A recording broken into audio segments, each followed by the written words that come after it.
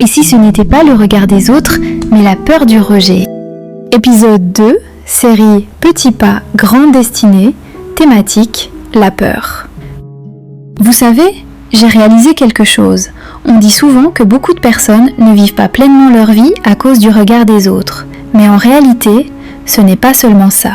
Et ce n'est pas parce qu'elles ne peuvent pas, ce n'est pas parce qu'elles n'ont pas de potentiel, c'est parce qu'elles ont peur. Peur d'être jugées, peur d'être mal comprises, peur de paraître ridicule, en somme, peur d'être rejetées. Et pourtant, quand on y pense vraiment, c'est presque absurde, parce que les gens, ce sont juste des humains qui doutent aussi, des humains qui ont peur aussi, des humains qui réfléchissent trop aussi, des humains qui sont occupés à gérer leur propre vie.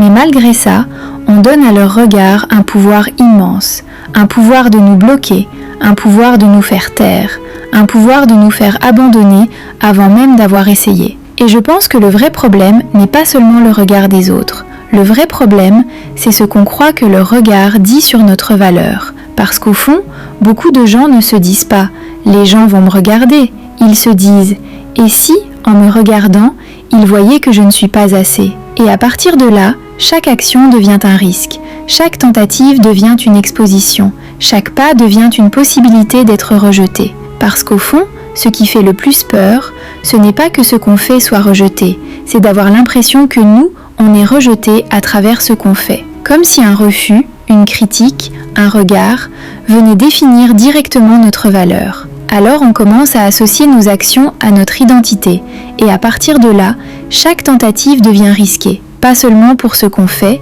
mais pour ce que ça dit de nous. Et quand cette blessure de rejet est activée, on ne cherche plus simplement à agir, on commence à vouloir prouver qu'on est assez, prouver qu'on mérite, prouver qu'on a notre place. Et sans même s'en rendre compte, on entre dans une logique où l'on attend que les autres valident ce qu'on est. Leur regard devient un verdict, leur réaction devient une confirmation ou une remise en question. Et c'est là que naît ce besoin de validation, pas comme un caprice, mais comme une tentative de guérir une peur plus profonde. Et récemment, en lisant « Maintenant ça suffit, il faut que ça change » de Yvan Castanou, j'ai découvert quelque chose qui m'a marqué. Quand cette blessure de rejet n'est pas guérie, on commence à s'adapter, on commence à cacher certaines parties de nous, à lisser notre personnalité, à réduire notre particularité juste pour ne pas perdre cette validation. Et à force de vouloir être accepté, on finit par devenir une version copiée de quelqu'un d'autre. Pourtant, ce que tu portes, toi, ta manière de penser, de parler, ta sensibilité, ta vision, tout ça pourrait créer quelque chose de nouveau et bénissant, mais ça reste caché. Alors qu'en réalité, même si certaines personnes te rejettent tel que tu es, il y a aussi d'autres personnes qui ont besoin de toi exactement comme tu es. D'après le livre, Jésus a montré à ses disciples comment faire face au rejet pour en éviter la blessure et ses conséquences. Quand il les envoyait, il leur disait que s'ils n'étaient pas reçus quelque part, ils devaient simplement secouer la poussière de leurs pieds et partir. Et je voudrais ajouter David. Lorsque David a demandé à son frère quelle serait la récompense pour celui qui vaincrait Goliath, il n'a pas reçu la réponse qu'il attendait.